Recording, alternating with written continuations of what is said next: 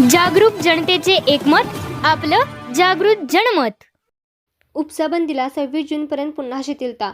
आमदार यड्रावकर व माजी आमदार उल्हास पाटील यांनी घेतली जलसंपदा मंत्री विखे पाटील यांची भेट.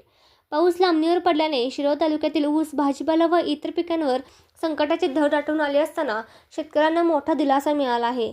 शिरोळ तालुक्याचे आमदार राजेंद्र पाटील यड्रावकर आणि माजी आमदार उल्हास पाटील यांनी जलसंपदा मंत्री राधाकृष्ण विखे पाटील यांची भेट घेऊन तालुक्यातील गंभीर परिस्थिती त्यांच्या निदर्शनास आणून दिल्यानंतर उपसाबंदीच्या आदेशात आणखी 3 दिवसांची शिथिलता देण्यात आली आहे. त्यामुळे आता 26 जूनपर्यंत उपसा सुरू ठेवण्यास परवानगी मिळाली असून शेतकरी वर्गात समाधानाचे वातावरण निर्माण झाले आहे. शिरोळ तालुका हा कृषीप्रधान आणि बागायती पट्टा म्हणून ओळखला जातो. तालुक्यात ऊस, भाजीपाला आणि इतर पिकांची मोठ्या प्रमाणावर लागवड केली जाते. मात्र यंदा मान्सूनच्या आगमनात झालेला विलंब आणि धरण क्षेत्रातील पाणीसाठ्याची अनिश्चितता लक्षात घेऊन पाटबंधारे विभागाने उपसाबंदी लागू केली होती.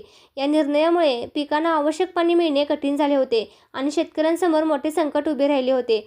शेतकऱ्यांची अडचण लक्षात घेऊन यापूर्वी 3 दिवसांसाठी उपसाबंदी शिथिल करण्यात आली होती. मात्र त्या कालावधीत सर्व शेतकऱ्यांच्या पिकांना पुरेसे पाणी मिळू शकले नव्हते. परिणामी अनेक ठिकाणी पिके कोसळण्याची भीती निर्माण झाली होती. ही बाब लक्षात घेऊन आमदार राजेंद्र पाटील यड्रावकर आणि माजी आमदार उल्हास पाटील यांनी मुंबईत जलसंपदा मंत्री राधाकृष्ण विखे पाटील यांची भेट घेतली आणि शिरोळ तालुक्यातील वास्तव परिस्थिती सविस्तरपणे मांडली. या भेटीनंतर मंत्री विखे पाटील यांनी शेतकऱ्यांच्या अडचणीची दखल घेत उपसाबंदीच्या आदेशात आणखी 3 दिवसांची शिथिलता देण्याचे निर्देश पाटबंधारे विभागाला दिले. त्यामुळे 26 जूनपर्यंत शेतकऱ्यांना पिकांसाठी पाणी उपलब्ध होणार आहे. दरम्यान पुढील काही दिवसात पावसाचे अवलोकन करून पुढील निर्णय घेतला जाईल, असे मंत्री विखे पाटील यांनी स्पष्ट केले. या निर्णयामुळे धोक्यात आलेल्या हजारो एकर पिकांना जीवदान मिळाले असून शेतकरी वर्गाने समाधान व्यक्त केले आहे. जागृत जनमत न्यूजसाठी जयसिंगपूरहून संपादक विनोद पाटील.